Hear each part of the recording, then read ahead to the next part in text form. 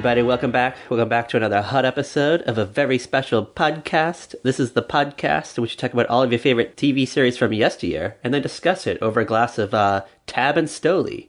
I'm your boy, Patrick M. Dunn, and I'm joined here by my Ebenezer Queen, Kat Halstead, the author. Ooga. Welcome back, girl. Welcome back. Ebenezer Queen? I was going to call you Lady Scrooge. I don't know. Which one of us actually decorates for Christmas? You.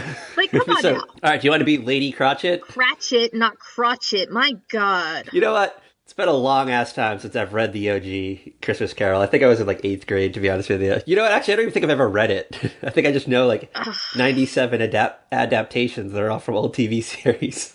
I mean, we talk about it every year because there's always, a TV show that does it. Yeah. Do they still do it? I don't know if I've seen a modern sitcom. All right. Who's done it last? I don't know. I'm trying to think, 1984 to, 1997 was peak Christmas Carol adaptation of old-timey sitcoms. I feel like that was a thing. Old-timey? Come on. I mean, they are. They're 30, 40 years old now. Let's be real. I mean... You're not a young whippersnapper. You got tired walking up a flight of stairs. Hey, shut up. I mean, so am I, so I ain't gonna toot my own horn, but I just had to bring it up. I'm seeing a lot of, movie, I can't find a list of, all the Christmas Carol, TV episodes. I feel like you gotta go to Wikipedia and then go to, in pop culture for the Christmas Carol page, but I feel like they'd stop updating it. It just talks about all the TV movies. Oh, you know what? It's not important. We'll make it a homework assignment. We'll work on it later, because we got stuff to do at the moment. We don't got time to go through a list of, Xmas Carol reenactments. Yeah. All right. Speaking of Christmas Carol reenactments, what are we doing today, Kat Halstead, the author? What the hell are we doing today? We are doing the surprising classic Scrooged, starring Bill Murray and Bobcat Goldthwait and Alfre Woodard and Karen Allen. And a million other stars. Yes. So this was Carol Kane, Wendy Malick. Who I forgot was in this. When she popped up. I always forget she's in this. You know what? She's an amazing comedic actress, but you just forget that she exists. I'm sorry, Wendy Malick. I'm so sorry, but we loved you as Nina Van Horn, as your role in Hot in Cleveland, and that one time you're on an X-Files episode, I think she was on an X-Files episode. I think she was a stern FBI director of some sort. Oh, jeez. Yeah. You know what? It's always surprises me when she goes for a dramatic role. Really? All right.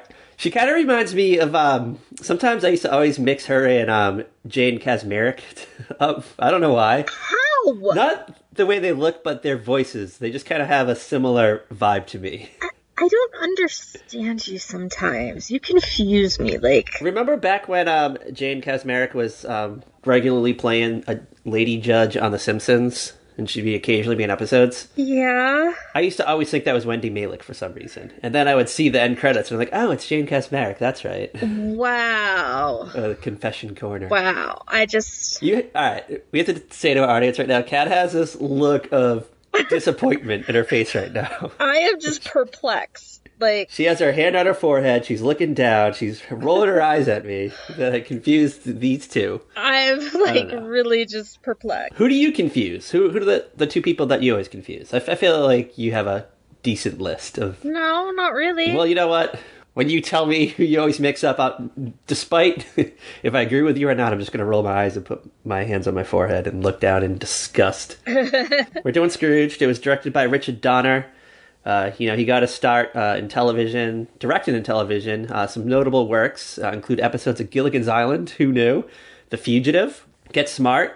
And I didn't know this. Did you know that he did the Nightmare at 20,000 Feet episode of The Twilight Zone, the one that has William Shatner?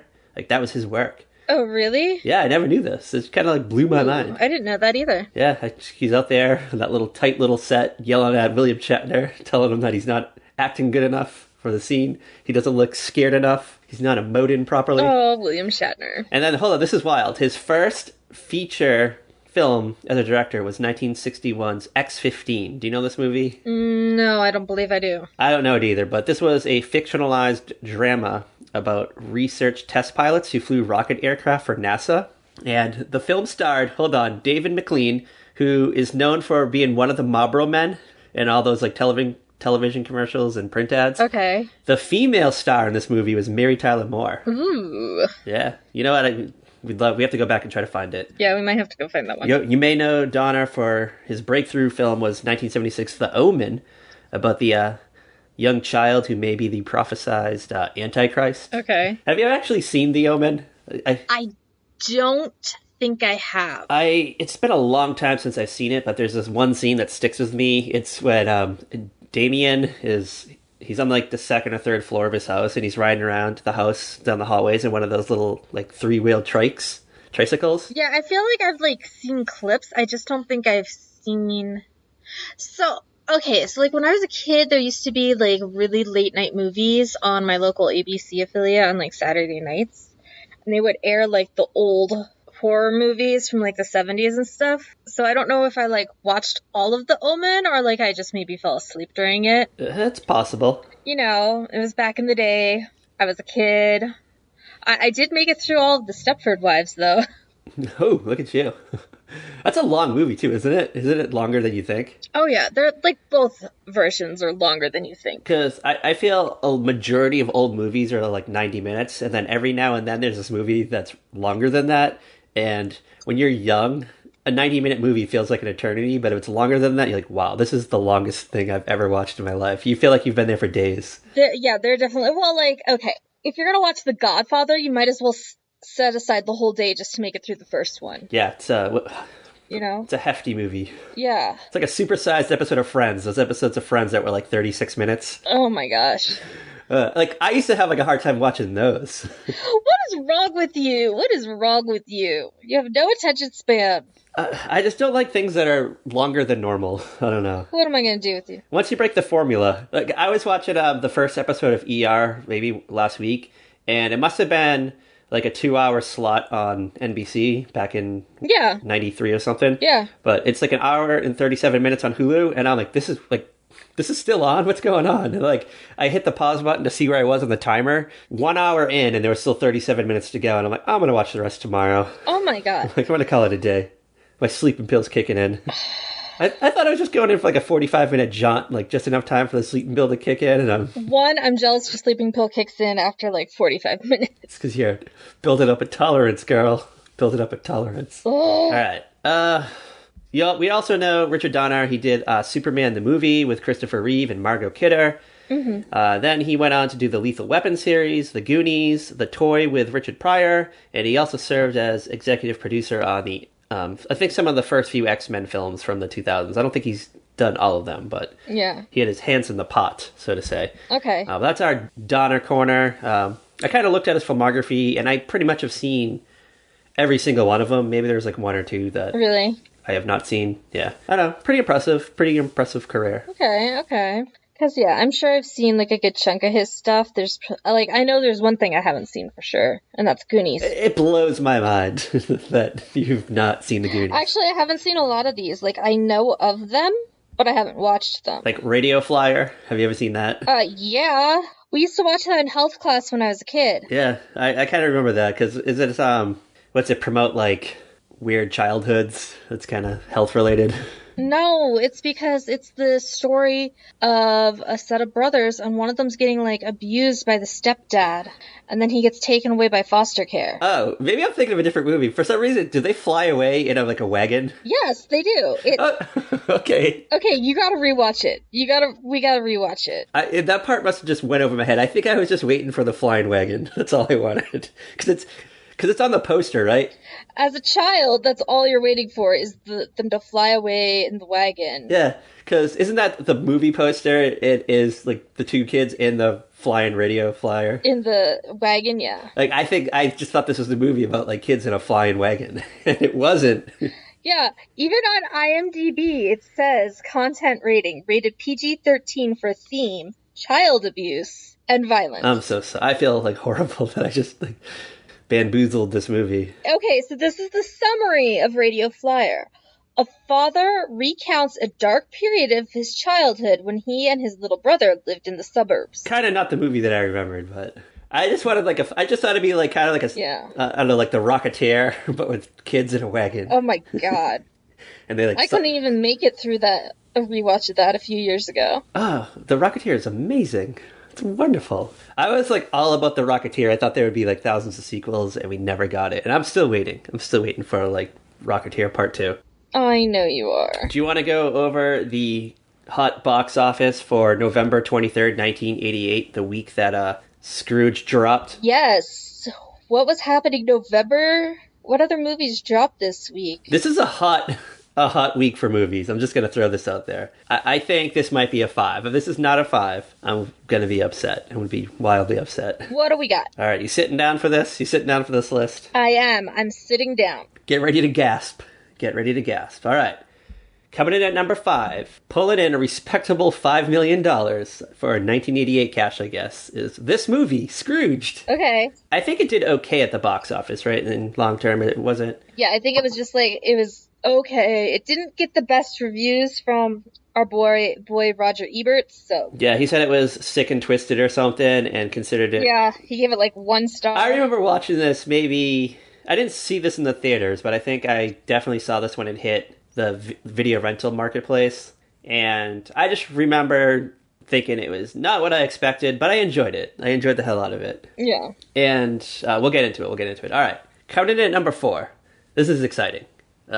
It's a battle of Charles Dickens' modern-day reimaginings with Disney's animated take on Oliver Twist, Oliver and Company. Ooh. But instead... Why should I worry? Why should I care? Oh, this is torture. Chain me to the wall. So, in this one... I kind of maybe was in love with that movie as a kid. Yeah, so Oliver Twist is a homeless kitten who's, like, rescued by, a gang of street dogs? Yeah. Joey Lawrence is in it, Billy Joel, Bette Midler, Cheech Marin, they all lend their voices. And I guess it did all right in the box office. It didn't blow away... Mm-hmm. Blow away the competition, but... No, it did not. It is not one of those Disney movies that gets replayed, that's being given the love. You're not seeing, like, the Oliver and Company characters at Disney World, and this is where Heather's gonna message us and be like, actually... I didn't know this, but they re-released this movie in 1996 when All Dogs Go to Heaven 2 came out. They re-released it as competition. Okay. And I don't know. I don't even remember that. I do remember seeing it as a child. I remember I always wanted to buy it and add it to my Disney collection, but for some reason I don't think I could ever find it. But I did rent it quite a few times, and maybe I watched it on the Disney Channel. Maybe I taped it too. I might have taped it. I saw it in theaters. I had the little Happy Meal toys. Oh yeah, I think I had a few of them too. Yeah, and I don't even know if I don't think we got it on VHS. At all. I think maybe I got it later on, like during a re-release on VHS when it was out of the vault or something, but... Yeah, I think 97-ish, I think is when it came back out of the vault. Yeah. I don't think it wasn't a huge hit. It wasn't like Little Mermaid money that it made, so they didn't do this widespread release. No, it wasn't, because even though you get, like, the powerhouses of Billy Joel and Huey Lewis and Bette Midler... just in it. Richard Mulligan's in it, too. Shout out to him. Friend of the show, Richard Mulligan. Ouija board us. Tell us what it's like to be a star on Oliver and Company in 1988. All right. You ready? You ready for the third hot movie of the week of November 23rd, 1988? Yeah. All right. We're going into its second week, and I definitely saw this in the theaters, but I'm not sure if it was this week or not. Ernest Saves Christmas. Okay. This was, I think this was the one that came after Ernest Goes to Camp, I believe. Mm-hmm. I'm pretty sure. This is the one before Ernest goes to jail. And I'm going to throw this out there. It wasn't one of my favorite of the Ernest offerings. I think we watched it once and that was it. It was not something that we watched all the time. Yeah, I remember seeing it in the theaters, and I kind of enjoyed it, but it didn't blow me away. And then I remember watching it in school, like maybe a year or two later, and I was not into it. I was kind of like, maybe I was drawing a Ninja Turtle or something while we were watching it. Ernest Goes to Jail just tickled me fancy for some reason. That was like my fave of the Ernest. I feel like that's the one, like, everybody watches Ernest Goes to Jail. It was just such a great movie. Like, how was Ernest even a character? Like, what was that? How did that happen? It was Jim Varney. You know, I think he kind of had he just like created a character. Yeah. And it just kind of caught on, and they just kept making movies. Yeah. I'm excited for number 2. I'm super excited for this movie. Okay, what's number 2? All right. This was also in its second week, and it kind of surprised me that it did this well at the box office. This is the rated R offering. It's a horror movie. It's the first in a series. Do you have any guesses? Any inkling. 88? It's a big one. It's a franchise. They still make movies of this today. Even I think there's a television series coming out shortly on like Sci-Fi Channel. Oh, Tales of the Crypt. No, Child's Play. No? Child's Play. Oh. Oh. Yeah. I tried to watch the new Child's Play, and I lasted like 10 minutes because that Chucky doll just looks evil. And not like he could be something cute. I was just like, eh. Yeah, I didn't like the design. No thanks. The design's kind of weird. I don't know. I was like, you should have stuck with like the old Chucky, like, because like the old Chucky looked like he could be like this sweet innocent thing. Like the My Buddy doll. This one looks creepy right off the bat. And I'm gonna throw this out there. I think the only way that you can really do a new Child's Play is it's like a vintage collector of old toys. Because I feel like kids don't care about, especially boys, don't care about, I don't know, life-size dolls anymore. Yes. Yeah, I mean, in the new one, it's like one of those, like, it's basically a doll, an Alexa, Google Home in the form of a doll. Oh. Yeah. And, like, some programmer in Asia, I don't remember what country it was supposed to be that they were in, because I made it through 10 minutes. He, like, got pissed off because his boss was like, you're not moving fast enough, so he, like, went in and literally programmed the doll to be evil. It doesn't have that, like, supernatural background where it's the body of a serial killer? No. It was literally, like, I was like, this is stupid. Ugh, disappointed. Like, that's part of why I didn't last more than 10 minutes. It's just a programming error. You know what? Like, a pissed off employee programmed the doll to be evil. Like, fuck off. That's just like the Killer Krusty doll on that Treehouse of Horror. Yeah, like you just flip the switch and now he's not evil. Yeah. You know what? Maybe they were inspired by that episode of The Simpsons. Yeah. I'm excited for the #1 film at the box office, making its hot debut. And it was supposed to be competition against Oliver and Company. But it eventually was outgrossed by Oliver and Company. Okay. Long term. Any guesses? It's an animated film. I feel like we've talked about it on the podcast before. I feel like you may have watched it recently for some reason. I don't know why. Ferngully. No. The Land Before Time. Before Time. Ugh. Sorry. Like, I'm like trying to I'm like, I can't think of like a non-Disney animated movie. There was only a few of them in the 80s. I feel like there's only like 5 of them. That's true. Okay. The Land Before Time. Okay. I saw that in the theaters. I had the Welch's grape juice jelly glasses. Oh, I had those too. Featuring the characters. Yeah, I think I had a Petrie one. And like, I'm always amazed how long it took for a sequel to come out, and then it was like a shit ton of sequels after that. Yeah, because wasn't it like 10 years later a sequel finally dropped, and then they just came out with one every year? I don't know. You know what? It was even like more than one every year. I'll tell you that. They just kept pumping them out. They created this whole like mythology behind the characters. Yeah. And what is it? Is it Little Neck's mom that dies in it? Yeah. Like traumatizing. Just traumatizing. I also want to give a special shout out, which opened up at the #12 spot this week. You wanna you ready? You ready for this? What the hell opened at #12? You sitting down? You sitting down for this? Patrick, I'm always sitting down. God. All right, get ready. Drum roll, please. Insert in the drum rolls, Brucey and Turd. Cocoon, The Return. Oh, Cocoon, The Return. Oh, I really want to watch Cocoon. I want to see if it holds up. So this only brought in a paltry $2 million. The entire cast came back, but Brian Dennehy, he only appeared in one scene at the end, in like a 30-second cameo. And the only reason he came back was because everyone else did, and he didn't want to be a jerk about it. He was like, yeah, I don't want to be a jerk. And Ron Howard didn't direct this one. He dropped out. Some other guy did it. But although the film was a commercial and critical failure, it did give us Courtney Cox in her post Masters of the Universe glory. Yeah. Woo! Ooga. Our gal pal Courtney. She plays the role of Sarah. I think she's one of the aliens, right? I honestly don't remember. Like, I remember watching these movies as a child. Oh, yeah. Multiple times. But, like, right now, I cannot for the life of me remember what happened in any of them except like these old people went on a spaceship. Yeah, And then, like also, like I'm pretty sure I probably watched Cocoon in the last like decade and I don't remember what happened. I definitely saw this movie maybe both of them like a handful of times. Yeah. But as you said, I don't remember anything about it. I kind of remember the end, but I don't remember anything leading up to it. Mm-hmm. And I really just, it was not an exciting movie, but it just kind of caught my attention for some reason. I'm not sure why. There's just something about it that really drew me to it. I think it had aliens in it, and I was just excited about the idea of aliens. I don't know.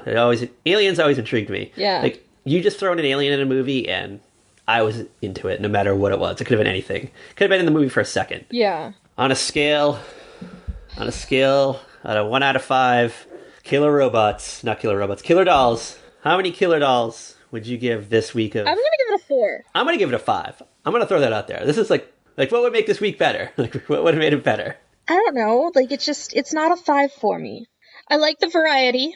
I like that you got a couple of kids films, you got some stuff for the adults, you got some stuff for the teenagers. Okay.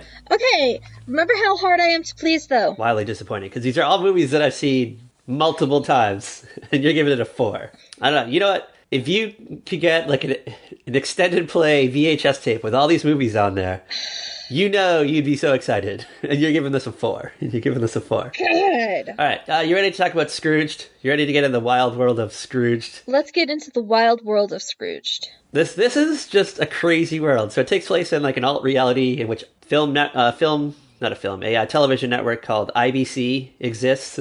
Yes, IBC. You'll love it. International Broadcasting Company, I'm assuming is what the... I guess. I don't remember. I don't think it's ever clear. So is this a cable channel? Is this like a big 3? No, this is network fucking television. This is network television. I thought this might have been like I don't know, like a Comedy Central or something. No! Because, okay, hello, did you not even, did you watch this? A network that he has been with since the, late 60s, early 70s. Gosh. Yeah, I guess you're right. I'm sorry. I don't know. Just their programming choices. Just makes me think it's like a UHF channel at the very least. No, this is like a major television network. Okay. All right. Hey, it's just like a world where instead of the 3 major networks at the time, they had 4, and they had for like a long time. Do you think this is like the Fox of its time? Like maybe the Fox? No. This is bigger than Fox? I mean, some of the programming choices, maybe. It's like if Fox had started in the late 60s, early 70s. Okay. All right. I can see that. So the movie opens up, and we're in Santa's workshop. We're in the North Pole. Yes. And they're Holly, they're Jolly, they're making toys. There's elves, Mrs. Claus is, making cookies or something. I don't know what she's doing. Yes. It's a fun time. And all of a sudden, I don't know, one of them looks out the window and sees like a rocket coming down or something. Huge explosion, like right out in front of Santa's workshop. Mm-hmm. And all these like ninjas start coming in. I don't know, masked men just come in. They're starting to take over the place. But hold on, who comes to save the day? Who comes and saves the day? What's his face? The $1 Million Man. Lee Majors. Yes. Comes in, who, at this point... why did I know him as the $1 Million Man and not Lee Majors? What the hell? It's the $6 Million Man, by the way. Just want to throw that out there. Oh, sorry. He comes in, he takes out the terrorists, he saves Christmas, yes. Everything's good in the world, and then we get like a channel change, or just some kind of quick cut. No, it's not a quick cut. You get the title of the program, The Night the Reindeer Died. Yes, starred Lee Majors, like this Saturday on IBC or something. Yeah. And then it comes over to Robert Goulet's like Bayou Christmas or something. Where he's like on this boat going down the swamp as if it's like the canals of Vienna or Venice or whatever. And there's an alligator chasing him. I love it. I stand. Yeah. We get to the main event. We get a commercial for the international presentation, production done all over the world of Scrooge. It's got Mary Lou Retton as Tiny Tim. It's read by John Houseman. I guess it's Charles Dickens, I think. I'm not sure. No, he's just the guy reading it. Buddy Hackett's in it as Scrooge. It's wild. And it cuts over. We get, the suits. They're in like the big... conference room? The big conference room. We meet our boy, Frank Cross, played by Bill Murray. He's the president of the network. Or programming or something. He's in charge of something. He's important, but he's not like the head guy of the whole company. No, he's like the second head guy. Yeah, he's not Rupert Murdoch. Like, there's the dude who actually owns the network. Robert Mitchum. And then there's, like, Frank. I feel like, he's, Frank Cross is, like, in charge of programming, but conglomerate, like, empire boss, and it's Robert Mitchum, like, superstar Robert Mitchum, who they, like, really had to convince him to do this movie, because, like, he was like, I don't want to be in a cameo, I want to be, like, the star of it, but Richard Donner's like, come on, you gotta meet Bill Murray. You just gotta meet him. And he met him, and he's like, all right, I'll do it. Yeah. He's just like your typical grumpy old white man. You know, they're in the conference room, and it was like this really sweet commercial. Like, these are the promos. They're trying to approve the promos for their Christmas Eve programming. And, you know, it's an interesting collection. It's variety. Yeah. You know what? I'm not gonna lie. If there was an actual copy of The Night the Reindeer Died, I would probably watch it. Oh, yeah. And again, I have also watched Santa and the Martians. Yeah, you know what? I remember when I was little, and I actually thought this was going to be the movie when I started watching it. I was like, oh my god, it's like an action movie that takes place in the North Pole. Yeah. And the North Pole is in peril, and, you know, who's going to save the day? The $6 Million Man, and it just cut over. And I was like, oh, like, this ain't the movie? This ain't what it's going to be about? Yeah, apparently not. You know, someone out there in, like, YouTube land just needs to do, like, write a script and just, like, do this. Anybody. Somebody out there do it. I could think of a couple people who would be down, who would probably do awesome with this if they could. I don't know. You know what? It's Always Sunny in Philadelphia. You guys did, like, Lethal Weapon 5. Why can't you do The Night the Reindeer Died? Okay, so, yeah, they're trying to, like, do the promos, and Frank is, like, not down with the Scrooge one, because it's, like, promoting joy and happiness, and he wants those ratings. Yeah, he wants chaos. Wants everybody at home watching TV. Okay, in the year 2020, Frank Cross would be all about lockdown. Oh, yeah. Because what's everybody do? Everybody's home watching the boob tube. You know what? He'd be on there, like, probably, like, tweeting facts about the COVID-19. He'd be like, you know what? Don't go out at all. Stay inside forever and watch all of our great programming coming your way. All of our great socially distant programming. On IBC. Yeah. Oh, God. You know what? I would watch the hell out of IBC. I'm just going to throw this out there. Not gonna lie. I probably would too. Then he's like, Grace, put in my promo. Because he's cut his own promo. Yep. And Grace, who's played by Alfre Woodard, by the way. Fan favorite. Oh my god. Like, his promo is insane. It, like, talks about, like, all the bad stuff going on, the World Terrorists, acid rain, road rage violence, like... Yeah, highway killings, I think. No, freeway killings. Yeah. Because I guess, was that a thing? Like, were people just being, like, randomly, like, shot on the highway? I don't know. Maybe. Like, this is pre-DC Sniper, dude. When he says freeway killings, like, you just see, like, an old lady, like, driving down the freeway, and then, like, the guy in the car next to him just pulls out a shotgun and just shoots at the old lady. And then he's like, domestic terrorism. You just see, like, a plane explode in the air. It's fucking crazy. Well, in 1987, there was a movie called Police Story, The Freeway Killing. I don't know. It must have been a thing. I don't know. Maybe it was like an urban legend. Like, maybe it happened once, but it probably seemed like it was going to happen all the time. I mean, to be fair, the DC Sniper was basically that later on. Oh, yeah. Like, people were, like, afraid to go get gas and stuff. People were just being, like, taken out left and right. Yeah. I think it was, like, right after the DC Sniper in where I lived in Massachusetts. Someone had just, like, randomly shot a car on the highway. Like, they just, like, shot, like, the back of a car or something. Maybe there was a second one. I don't know. But it became this, like, whole thing for, like, a 3-4 month span. Like, people would get, like, you know, you hit a rock and, like, a rock hits your windshield. Like, people are like, oh my god, my car got shot. They'd be like, all that kind of stuff going on. Yeah. Scary time to be alive. But I survived. I prevailed. Yeah, so everyone, after he shows this clip, everyone is just jaws on the floor. And they're all kind of like yes men, basically. They're all just like, all right, I guess it'll work. Except for Bobcat Goldthwait, he's kind of like the only one who's... He can't live with himself if he doesn't point out that this commercial is terrible. Frank appears to be reasonable. He's like, okay, like I value your opinion, thank you. And he like walks out of the room and he goes to Alfre Woodard's Grace, his assistant, and he's like, call security, revoke his access, and have them drag his ass out. It's over. He's done. And she's like, what about his bonus? And he's like, no, she doesn't even say bonus. That. She's like, it's Christmas. He's like, oh yeah, make sure to stop his bonus too. Yeah, she's not going to actually flat out say what about his bonus. Because, like, Grace knows Frank. She knows him. And then she's kind of like, well, you know, what about my bonus? And he's just No, it's later, like, with the presents. It's when she's doing the presents list. You're getting ahead of yourself. You're blending stuff again. It's all right. So he has, like, Elliot get escorted out.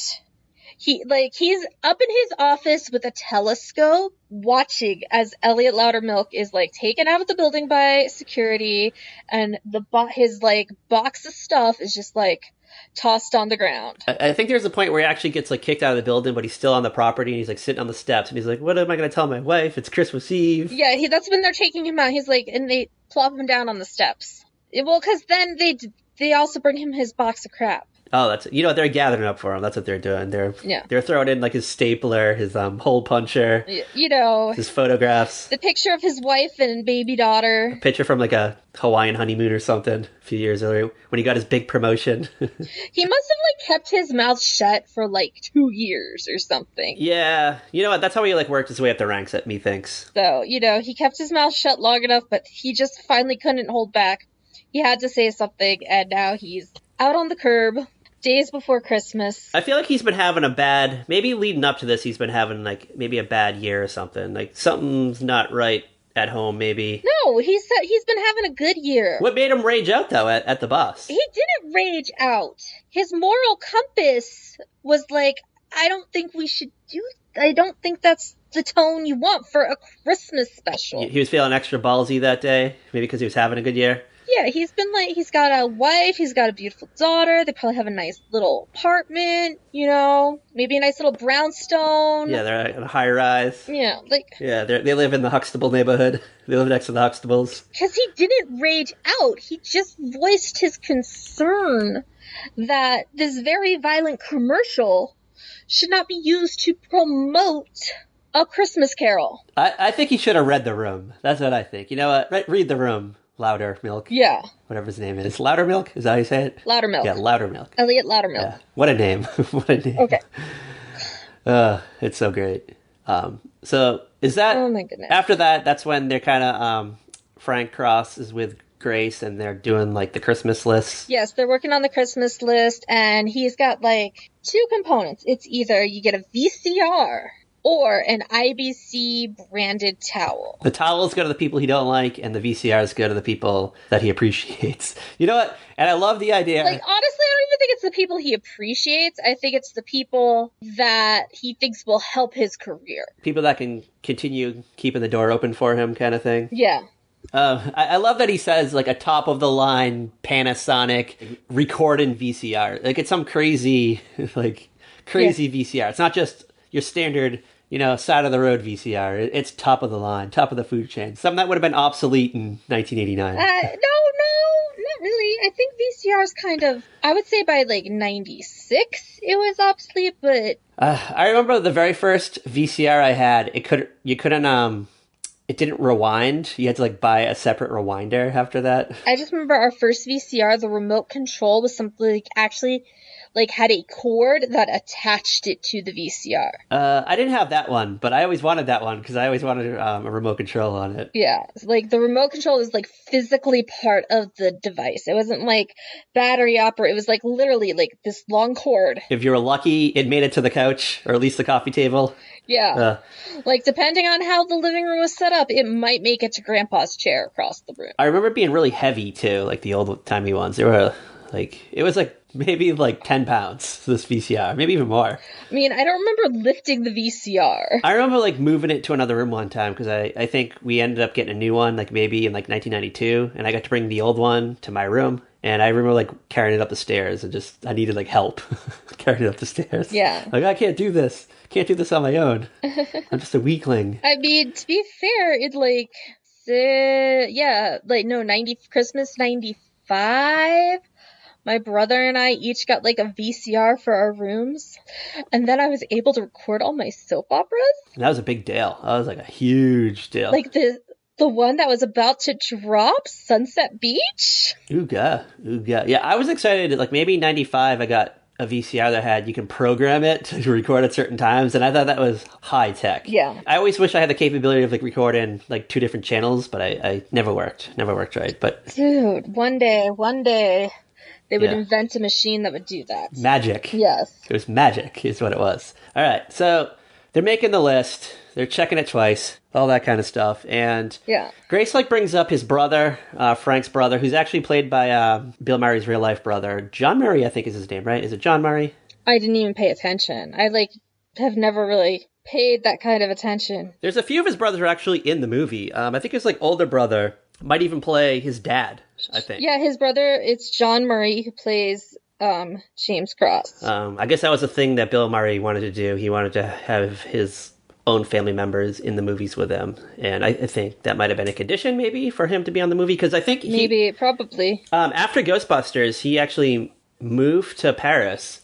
And he wanted to retire altogether from acting. Yeah. And this was, it had been 4 years since he ever been in anything. This was kind of wooing him back to Hollywood. This is the movie that brought Bill Murray back to Hollywood. Yeah, I guess he didn't like the original script, though, and he, cut it up. And he's like, we got to do it differently. Yeah. And whatever they settled on is what brought him back. I don't know. Kind of dig it. Wow. Grace is like, all right, what should we give your brother? A VCR? And he's like, no, a towel.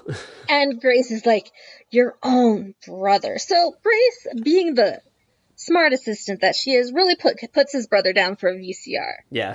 What are the chances of Frank even finding out? He would never know. Yeah, he would never know. If this ever if this hadn't happened, the whole haunting thing, he would have never known. No, and at all. I just picture there's a closet in Frank's office that's just one closet is filled with VCRs and the other one is IBC towels. Oh, it's not even that. The IBC towels are probably down in the promo department. Oh, and she just goes down with a cart and picks them all up. Yeah, she goes, okay, I need 20 towels. Oh, hey, that's better. Last year you needed 30 shower curtains. Frank must be in a better mood. So do you think Panasonic or something donated a bunch of VCRs for the game show, for whatever game show is on the network? No, I don't think it's that. I think he's wealthy enough. He's the freaking president of a TV network. He's a high-level executive. He's not going to the store. He doesn't go to the store. Grace is gonna call up the Sears. She's gonna go, hi, I need to order some stuff for Francis Cross from IBC. I'm sure there's an account. And she's gonna be like, okay, I need 15 of these Panasonic VCRs. I need them gift wrapped and delivered. Here are the names and the addresses. Yada, yada, yada. I don't even think that. I think it's there's The Price is Right on IBC, and they donated 200 VCRs as a prize, and then it's there's a bunch left over, and he's just just use those. No, I don't think that's how it would work. I don't think it could work that way.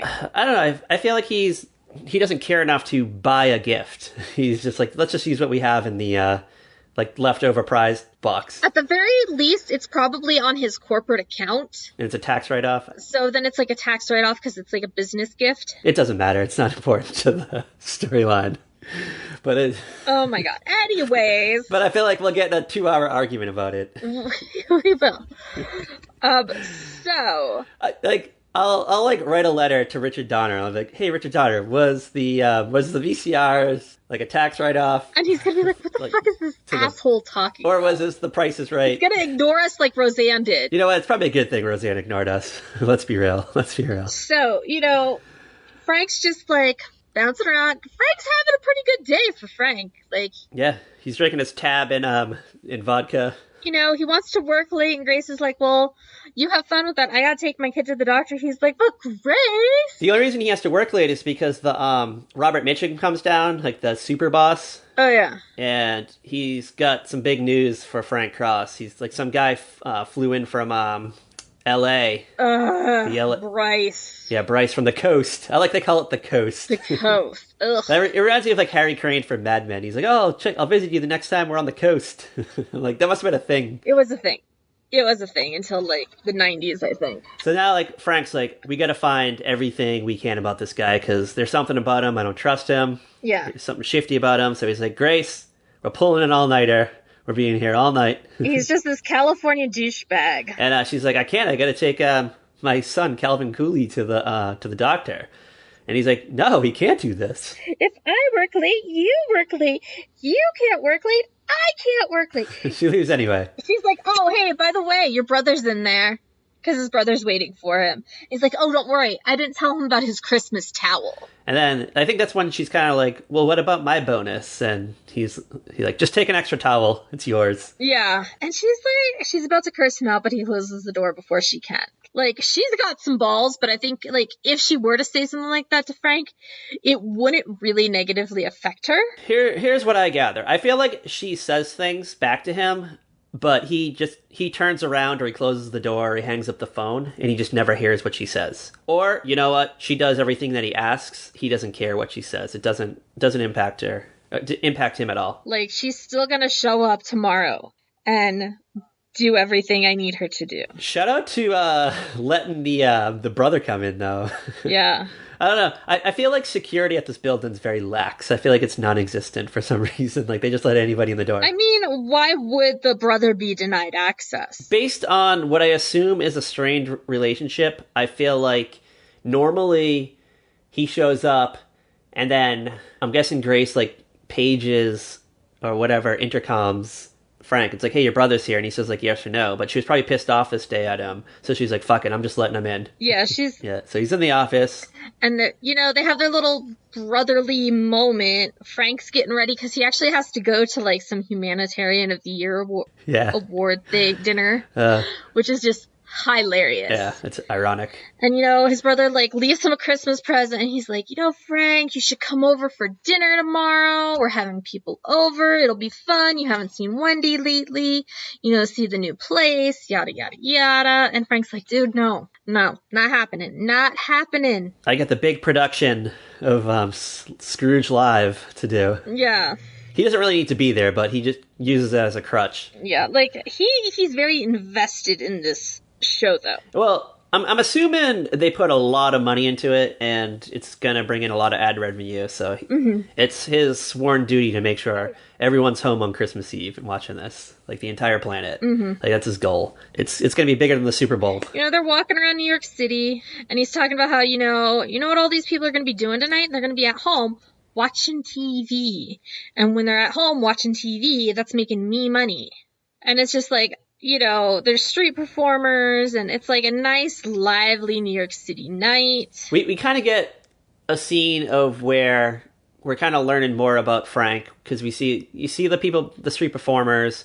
It's like Paul Schaefer, Miles Davis, some other guys performing. Everyone's like throwing in like $5, $10 and stuff. Frank just kind of like skips by it. Yeah. There's like a little like nice old lady trying to like call a cab. Frank just jumps in front of her, steals the cab, kind of thing. Well, he does that like after the awards show, after the awards dinner. Loudermilk's like, I don't know, like walking home, and like the cab drives by and it splashes Loudermilk with like freezing cold slush water. Yeah. So we just kind of get this whole thing of just firmly establishing that Frank Cross is a Scrooge, essentially. Yeah, he's just an ass. He's like a total ass. He just cares about making some money. All that good 80s yuppie, greed is good type thing. Yeah, he's like, I don't know, like the Wolf of Wall Street, essentially. He's Leonardo DiCaprio. You know what? I could see him definitely doing like coke off like a hooker's butt crack or something. Oh yeah, totally. So, he gets back to the office, and he's just there. He left his freaking award that he said was so precious to him in a fucking cab. Yeah, he like didn't even care about it. So he is in his office, he's having his tab and vodka, and shit gets weird. Oh yeah. All of a sudden, like, I don't know, like the walls start shaking. Yeah, there's rumblings, and Frank's in there like, what the fuck is going on? And then all of a sudden, like, this gray, decrepit figure is in front of him, and he's like, what the... It's John Forsythe, right? Yeah, it's John Forsythe. You're ready? He's like freaking out. He's like, what's happening? This is basically the Marley moment. The warning. Yeah. I think you can even hear, like, rattling chains, can't you? Like, before he shows up, you hear, like... Yeah, you can. Like, faintly. Frank Cross, like, he even has, like, a gun in his desk drawer, and he even, like, shoots him with his gun, and it's just bullets go through him, like, multiple bullets go through him, doesn't affect him. He like, shoots him in the head, and, like, a golf ball and a mouse come out of it, like a little... Yeah. Dormouse.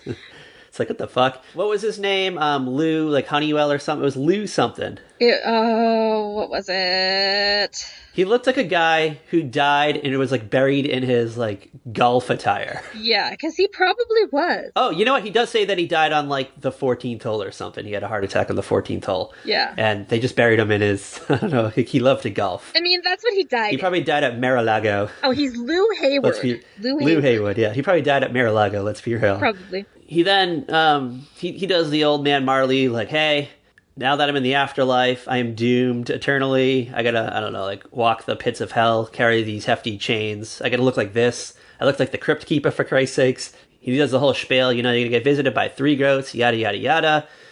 Starting tomorrow at lunchtime, right at 12 on the dot. Then he kind of, like, picks up Frank, like, puts him, like, through the, like, skyrise window. Yeah, through the glass. Like, great special effects. Can we be real? Like, these are pretty decent special effects. Like, he doesn't break the glass. He actually, like, goes through it like it's liquid. Yeah, he, like, just goes through it, you know. And he's hanging Frank over, I don't know, they must be, what, like 40 stories up or something? Oh, definitely. They are high up, and Frank is freaking out, and then he drops them. Yep. And Frank's got, like, the free fall, and then he, like, his eyes open. And he's laying on the floor. And he's in his desk chair, and there's something, like, in his mouth, and he spits it out, and it's the golf ball. Oh, it's so gross. It's so gross. And then the phone suddenly starts to dial. On its own, magically. Yeah, just on its own. Like, and Frank's just kind of, like, staring, like, what the fuck? And, like, it's on speaker, and it dials a number, and an answering machine picks up, and it's the answering machine of Claire Phillips, played by Karen Allen. Who you may know from Raiders of the Lost Ark, Indiana Jones and the Kingdom of the Crystal Skull, and some other classics, other fan faves from over the years. Hey, she's like a nice, sweet little voicemail. Or answering machine, sorry. 2020 lingo coming through. Yeah, I love, she even says the typical, like, leave a message after the beep. Oh my god, so, she, like, he's like, oh crap, I gotta leave a voice, and he's like, Claire, it's Frank, hey, call me back. I don't know what's happening. He's like freaking out. Yeah, it's been 15 years. He doesn't even know what to say. Yeah. It's been a long ass time since they have last spoken, kind of thing. And then he wants to say more, but then the tape runs out, so it stops, and he's like, huh, well, that was weird. And then he just kind of like shrugs it off as it's a normal thing that just happened. Yeah, he's like, okay, maybe I had too much tab and vodka. I don't know. I feel like weird things happen when Frank drinks tab and vodka, so he just kind of brushes it off. He goes on with his day. I mean, it is tab and vodka. Have you ever even had a tab? I don't think so, to be honest with you. I don't know. Like, no, I did have Clear Tab. I did have Clear Tab in the 90s, so. I had I would drink the Tab energy drink in the early mid-2000s. But I never, like, drank an actual, like, Tab. You know what? Tab is just a thing more than a grocery store brand. It actually was like a Coca-Cola brand. It was made by Coca-Cola? Yeah. Okay. Like, what was it? Was it, like, sugar-free or something? Like, what was its, Hold on. What was its, like, catch? Like, why would you get Tab instead of Coke? It was a Diet Cola created and produced by Coca-Cola and introduced in 1963. It was discontinued this year, 2020. 1963 to 2020. They stopped it this year. Like, did COVID kill Tab? Like, what? No, I think it was just... Maybe we would be better off if we still had Tab. I don't know. I feel like I never see it anywhere, though. Like, I don't run into it. Like, where do they sell it? I don't think I ever, like, saw it very often. Did you buy it at the vitamin shop? Since 2000. It was, like, the first, like, diet soda. Maybe I seen it at a gas station in 1992. Like, I feel like that might have been the last time I saw Tab. Like, I don't think I've ever ran into it and been like, oh my god, Tab. Where have you been all my life? Oh, it was created after the successful sales and marketing of Diet Right Cola, owned by the Royal Crown Company. So it was to compete with Diet Right Cola. When did Diet Coke come out then? Like, what's the story behind Diet Coke? But, like, I'm trying to think of, like, I had Royal Crown Cola once that I can remember, and it was not good. I feel like I've seen Royal Crown Cola at, like, Dollar Tree. Like, I feel like that's the only time I ever see it. Like, you know, maybe I've seen Tab at the Dollar Tree. I feel like, you know, maybe you could have found it there. Like, a small can of it. Yeah, like... or a smaller bottle. If anyone out there knows like where to buy Tab before 2020, It doesn't exist anymore. well, I was saying before 2020, before like where did you see Tab? That's what I want to know. Oh. Like, was it in the soda aisle? In the back of the soda aisle, like where I don't know, like the tonic water was, like the where you never go. Is that like where you got it, or like the weird like the birch beer or something? Is that where it was? Like the stuff you never buy, ginger root beer or something. Is that where you got it? Is that where you got it? Oh my god. All right, we cut to the next day, and it's time for Frank to have his business meeting with Robert Mitchum, whose name I can never remember for some reason, and Bryce, the LA guy, and they're at like a place that you have to get reservations. It's Preston. Preston, that's his name. Yes. It's a place you have to have reservations. Like you have to be wearing a suit to get in there. It's like it's like the who's who. Yeah, it's like one of those like really like fancy, like you have to be like basically a member or an invited guest of a member. Yeah. Type places. Was this all right? So was Donald Trump married to Marla Maples at this time? Were they a thing? Was this then, or was this Ivana? I think this is still Ivana. I'm not like up on when Donald Trump was married to who. Yeah. I feel like we're in like this would be a place where you'd run into Donald Trump and whoever his wife or floozy was at the time. Oh my god. Like, this is that place. Like, you know what he'd have is like his own little corner. Preston has his own table. It's that kind of thing. It's that world. Yeah, this is still Ivana. Okay. This is a place where you probably have like a $60 plate. And that's like your salad. Like you gotta buy each course individually. You gotta like it's not there's no sides. It's like Ruth Chris Steakhouse where you have to, you know, like you get like your tiny piece of steak, but you gotta pay for the potato. Okay, I've never been there, so I'm not that fancy. It is not good food either. And so anyway, they're at like that place for lunch. Yeah. And I don't know, like Preston's stopwatch goes off. Like I guess there's an alarm on like a wind up stopwatch. It kind of confused me. You listen, Preston's just trying to talk to Frank. I think Preston's a little concerned because earlier that day, there was news that broke that Frank's ad had killed an old lady. Yes. It scared her to death. It was like the headline across all the national papers. So now he was running the ad every half hour. Yeah, like everyone was upset about it except for Frank was like, "Wow, this is big news. This is great." He's like, yes, this is great. This is free publicity. Let's do it, people. Let's crank it up. Let's notch it up. Like, imagine you're just like at home.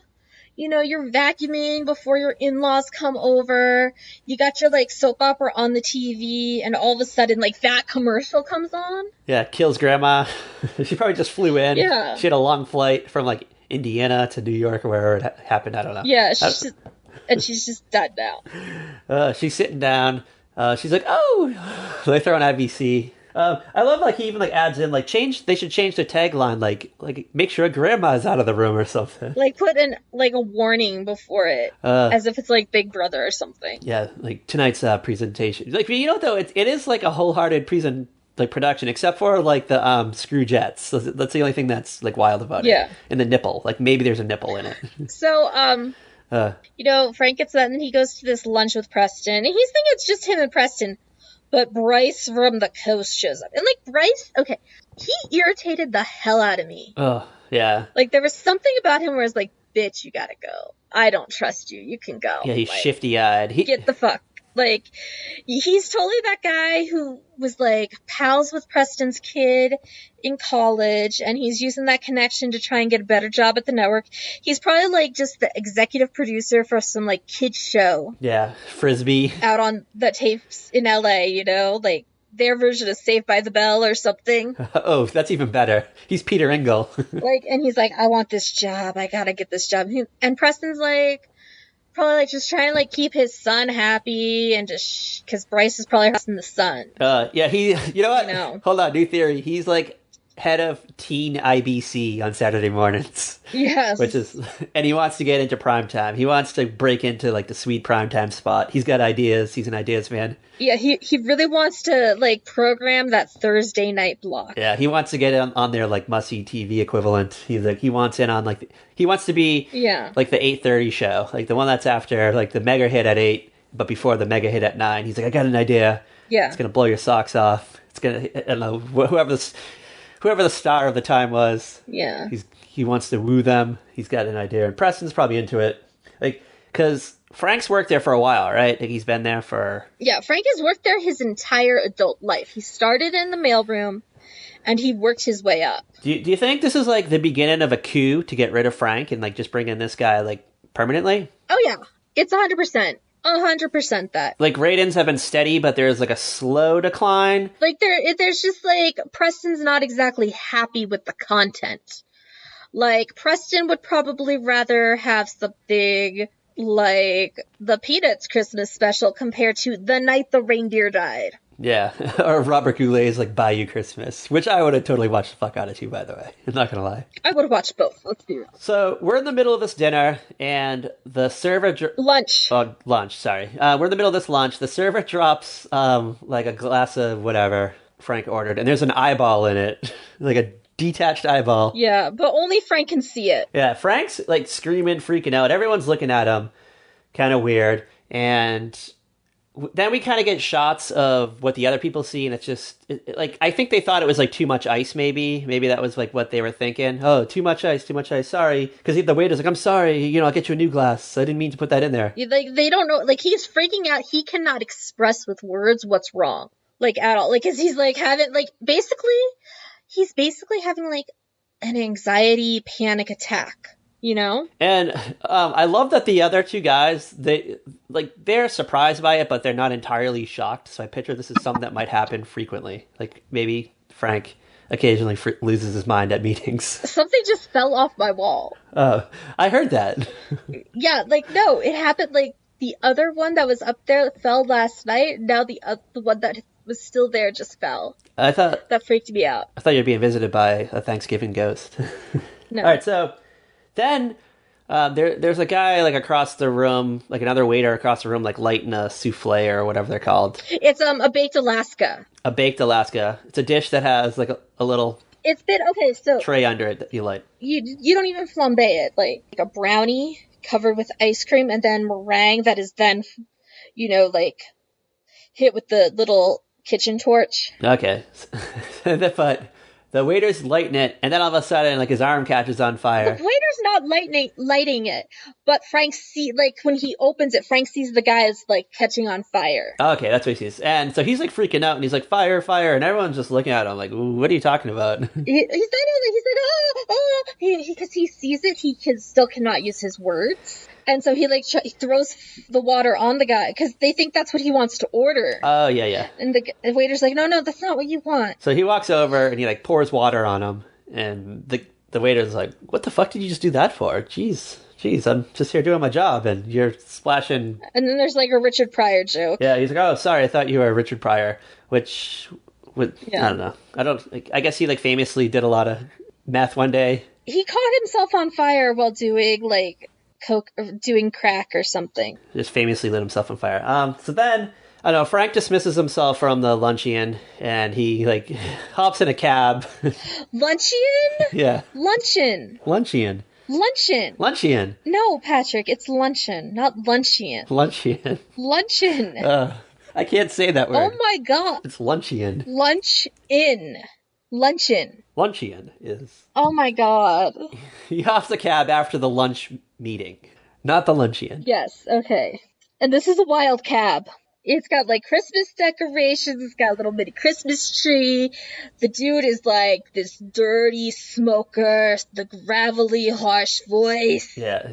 You know what? It just looked like your typical cab driver, let's be real. I mean... Frank takes a look at the nameplate, like, the little, like, ID card, and it says The Ghost of Christmas Past. And he's like, whoa! Like, I'm in for a wild ride. Mm-hmm. And the car's, like... erratically driving down the street, and he's, like, driving, like, through cars and stuff. It's, like, it's crazy. He, like, almost runs over people. The cab driver passes Elliot Loudermilk, like, splashes him with water and grabs his, like, bottle of liquor that he was trying to, like, get drunk off of. Yeah, there's a running gag where we cut back to Loudermilk every now and then, and he's, like, about to take a sip from his flask or bottle or something, and something happens to the bottle right before it. Like, either gets stolen or it breaks, so he just can't get a sip. Yeah. He can't catch a break. Mm-hmm. And then that's when the car magically goes back into the past. It's like, I don't know, 1951 or 2 or something. I don't remember the year. It's very like... It's early 50s. I don't think it's that early. Okay. I think it's like 54, 55 maybe. Because the family has a TV. Yeah, but the... And you gotta remember, they weren't like... You gotta hit that sweet spot when, like, most people had TVs. Not 51. We know we're back in time because the fair says 1955, and it's very Back to the Future-y, like the way the little clock on the dashboard read. Frank's like, hey, it's my old neighborhood. He sees his old house, and it's the only house on the street that didn't have Christmas decorations. There's no way to, like, if you looked at it, you'd be like, are they Jewish? Like, why don't they have Christmas decorations? What's going on? Did someone just die? Like, what's happening? Well, we kind of meet the family. We go in.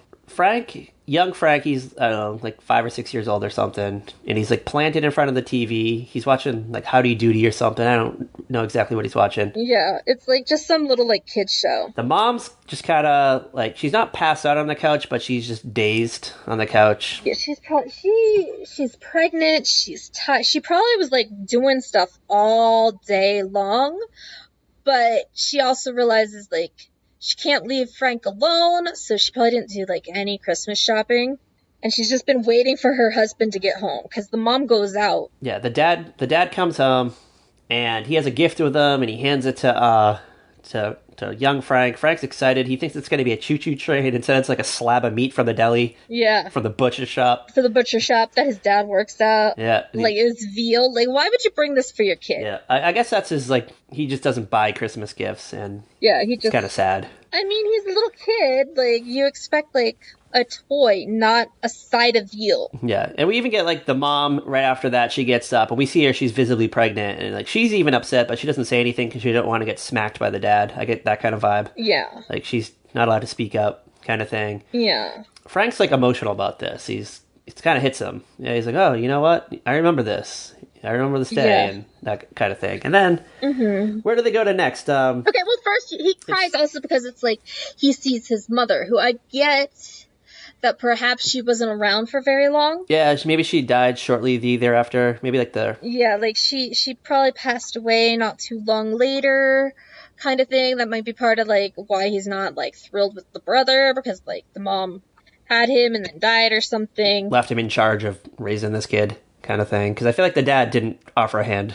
Like, Frank was definitely, like, the kid who grew up watching TV. Frank is us. Yeah, he's got that TV trivia down. He knows, like... 100%. The address of the Mr. Ed house. He could tell you everything. That is who Frank Cross is. We then go to, like, I would say, late 60s, early 70s. I don't remember the exact... But it's a wild and crazy and totally inappropriate Christmas party at IBC. I feel like this was, like, the norm for 1960s office parties, though. Yeah. Because there's definitely Mad Men episodes that are like this. Yeah. And I feel like I've seen this, might have even seen that on, like a Christmas party on Dick Van Dyke, to be honest with you. I feel like there's, like, an inappropriate office party on Dick Van Dyke's show. I don't think there was. I think you're making that up. No, there's definitely an episode where they go and they're doing, like, dance numbers and stuff at it, and it's like an early episode. Like, I know I've seen it. They're doing like a gag, and it's like crazy because the little boy is sick, and Mary Tyler Moore is like, no, we can't go to the party. Like, little guy's sick, and he's like, we got to go to the party, and they go, and it's, I don't know. Yeah, I could be wrong. Yes. Okay, so we're at the office party, and you get Mary Ann from Perfect Strangers is photocopying her butt. Was that her? Yeah. Oh, I did not pick up on that. Yeah. Oh, that was wild. That was great. Was it photocopy or was it a Xerox? Well, whatever. Mimeograph. But it was not a mimeograph. Is there a difference? Do you not know what a mimeograph is? A mimeograph is like a weird, it's a more of like a blue color, right? Oh, no. It's not about the color. It's like the process. What is a mimeograph? Mimeograph, you have to take, like, these special tools and some carbon copy paper and, like, etch in, like, what you want to be copied. Okay. And there's, like, this big, like, round thing that you, like, with ink, and it's I don't exactly understand how it works. I just remember seeing it when I was a kid, like, at church. We had it in, like, my elementary school, and I remember my teacher would always say she was going to go mimeo something.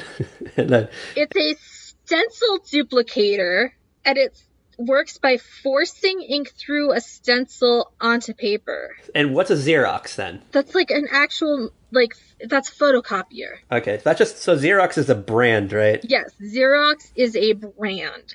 It's a machine that makes copies of documents and other visual images onto paper or plastic film quickly and cheaply. It just became like synonymous with photocopying. Kind of like you say, you Google something. I'm gonna go Xerox this. I stand. All right, so we're at like the hot party. Frank's working though. Yeah, Frank's like still delivering mail. I don't know. Yeah. Like, who's bringing mail to be delivered in the mail slots at this time during this party? Like, who's doing it? I mean, it's not even to the mail slots. He's like dropping it off at everybody's desk. Yeah, the little baskets they have.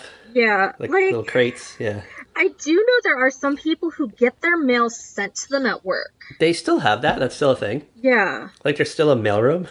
Like in big cities and stuff. That functions like this way? Yeah, like... They haven't heard of email? Like it might not be intra-office mail, but like people will have like their Amazon packages delivered to their office instead of home so that nothing gets stolen. Yeah, okay, I get it. Or they can hide their purchases from their spouse. Yeah, but I'm thinking Frank's job was more... He's the inter-office mail delivery guy. Like Yeah, he's the mail boy. He is the mail boy. He like goes and he like it's all been sorted and then he goes and drops it off at the right place. Just like Buddy the Elf was supposed to be doing in Elf. He delivers the ratings for all the 1960s IBC shows to the various offices that need the ratings. Or like whatever like intra-office mail is being sent and whatnot. I guess the party's wrapping up and a bunch of them are going to go down to the local Chinese joint. And they invite Frank, and he's appalled at the idea because he's like, oh, you know, they just like chop up alley cats and just like grind it into the noodles down there. I ain't doing that. That's disgusting. Like, apparently that was a thing back in the day. Is it true, or is that just an urban legend, like a myth? I'm looking it up right now. It looks like it's definitely like urban legend. Because you know how, like, in China they eat. When I was, like, a teenager or something, you'd hear about, I went to, like, China Plaza, and I saw, like, crates out back with cats in them. And then, I don't know, like, the chef was carrying them in. Yeah. There's a road that goes behind it. I've never seen crates of cats back there. But okay, whatever you say. Whatever you say. Like, that rumor goes back to the 1850s in England.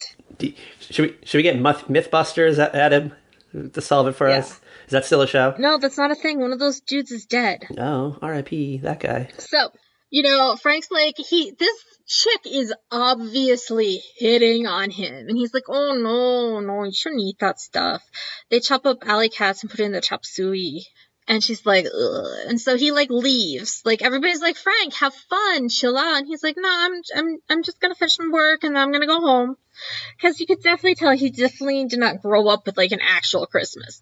Like, his Christmas was, like, the Dick Van Dyke Christmas special or, like, whatever aired that night. That's, like, what he connects with Christmas. Yeah, because he remembers things from his childhood that he thinks is Christmas, but it's really just like an episode of Leave It to Beaver. He's like, I did stuff as a kid. I hit the Grand Slam. I kissed the girl. And he's like, no, that was like Make Room for Eddie's father or, you know, whatever. the courtship of Eddie's father. That's what it was. Or Little House on the Prairie, you know, it was stuff like that. So, you know, Frank's walking home and he's reading like a book or something. He's not really paying attention. And the door to the drugstore opens and it hits him in the head. He falls because it's Bill Murray.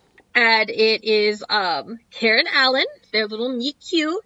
You know, she's doing some Christmas shopping. There's a zing between them. Instant connection. Yeah. Kind of like exchanging information. And then she's like, hey, how about we go get Chinese? No, he suggests the Chinese food. Are you sure? He suggests the Chinese food. Okay, I don't know. It doesn't matter. Would you like to go get some Chinese food? And she smiles, and then we cut to, like, a year later, and she's in the bathtub smoking a joint. Yeah, they have an apartment together. They have a Christmas. Like, this is Frank's, like, first Christmas. And they're doing, like, exchanging of the gifts. She gives him, like, a Karma Sutra book. And he's, like, going through the book, and he's like... Well, he wants to open the present. She's like, we can open one tonight, like, and the rest tomorrow. And she's like, isn't that what you did as a kid? He's like, well, if it was going to spoil tonight. Oh, yeah. Spoil, we would open it that night. Otherwise, we'd save it for the next day. And she's just kind of like, whoa. She doesn't further ask, but it's implied that she's like, you know what, I'm not even going to say anything. Because I feel like maybe over time, over this year, she hears kind of weird things, and it goes maybe to a dark conversation, and then she's like, you know what, I've just learned to keep my mouth shut. I ain't going to ask further. I get some morbid story about his father or something. They open their, like, one gift. She gives him a book about the Karma Sutra, and he gives her Ginsu knives. Which is like a big gift. That's like a big... It is. Yeah. Like, that's probably like a $300 gift right there. that was major. Because I don't think Ginsu knives are cheap. Are they, like, at least in 1988, that was like top of the food chain, right? Like top of the line. They're like $60 off QVC. 152 at Kohl's. You can get a 19-piece bamboo block. It's $219 at QVC. Yeah. I don't know how many pieces was in this block. It wasn't even a block. It was just like a package, which probably had like 3 or 4 knives. All right. I think I might have found the top of the line. You ready? The Wusthof Gourmet 36-piece knife set. Take a wild guess at how much that costs. Just throw a number out there. $375. No, $1,200 for the Wusthof Gourmet 36-piece knife set. Oh, God. Well, that's why. Yeah, you can get it at Williams-Sonoma. Williams-Sonoma. And it even comes with kitchen shares. Added bonus. I don't know what Ginsu, what their popularity was like in 1988, but I'd be pretty excited about it. Well, they could cut through a steel can. Yeah, a tin can, not a steel can. A tin can, Cattle said the author. Probably cut off a finger too. Yeah, probably. I just remember the infomercial, like the they would show the kitchen chairs like cutting a penny in half. I don't think that had happened for some reason. I don't buy it. They were cutting into bricks and then slicing a tomato. So I mean, I guess she's excited about it because I guess maybe they don't have like a good set of knives. Yeah, like I mean. Yeah, they're still young. This is like, a grown-up kind of gift, you know? Like, I got excited when I got pots and pans one year for Christmas. Yeah, a little. I mean, they're nice pots and pans. They're Wolfgang Puck. Ooh. Stainless steel pots and pans. You have a cast iron in there? A cast iron? No. You're missing out. Cast iron is too much a pain in the ass to clean and take care of properly. It is, but it's a good collection piece. You never know when you need a cast iron. In storage, I have a cast iron corn stick mold. I have no idea what that is. I mean, it's for cornbread. So like when you pour it into the mold, the molds are shaped like little corn cobs. Oh. They're like 3-4 inches long, so your cornbread looks like little corn cobs. Like only cornbread? You can't do banana bread? No, it's for cornbread. That's the only thing I'm making in that. My Thanksgiving cornbread. That's a wildly specific set of pans right there. Well, like only for the usage of cornbread, nothing else. I'm sure you could make something else in it, but like that's what it is. We get their fun little like first Christmas, their first ever Christmas, and then we jump ahead a little bit further, right? We go like maybe a few years forward. And now he is Frisbee the dog on TV. Yeah, it's like a Barney-like show. It's just like Yeah, it's like one of those just like afternoon kid shows. Yeah, it's like filmed live with the kids there, which also kind of makes Claire a total bitch here. Yeah. Okay, so he's like in the middle of like literally filming this show. This is like a great opportunity, you know, he's Frisbee the dog. He's on TV probably like 5 times a week. It's wildly popular from what you can tell. He wants more. He's like desperately seeking out more. I mean, yeah, he wants more. He wants more, and the current president of the network wants him to have dinner with him and talk about his future. And Frank can't turn that down. Yeah, and it's dinner that night, right? Like a hot dinner on Christmas Eve. Yeah, it's like dinner as soon as the show is over, and Frank like gets a quick shower in his dressing room. Yeah, if even that. If there's even a shower. Like he might even just be doing like a horse bath and just like splashing himself off with water at a sink. I think with that costume, it's definitely like a shower after. Like there's a locker room. Because like you think about it, you're in like this big hot costume under those big hot stage lights. Yeah. You can see he's like dripping in sweat. That's when Claire shows up. She just maybe was afternoon shopping that day or something. She like swings by the studio and he's like, oh my God, you're not going to believe just what happened. He's like, Lou Haywood, John Forsythe himself, invited us to dinner with him and his wife. Well, him and his secretary. Her smile like turns into a frown upside down immediately. She's like, we have plans with like Dave and Jen, Joe, like whoever.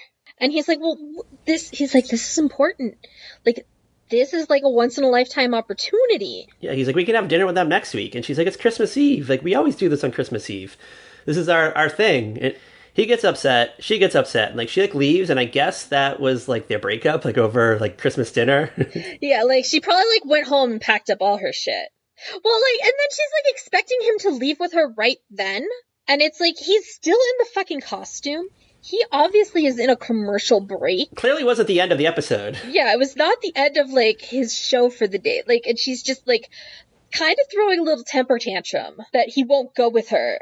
Like, right then and there. I feel like there was more to it, but just for the sake of storyline, they just threw this in there. You know, that's just the way they wrote it into the storyline. And then, obviously, Frank goes to the dinner with Lou, and he gets promoted to... I don't know what he gets promoted to, but... He gets, you know, he works his way up. Like, Lou sees something in him, and kind of, like, mentors him...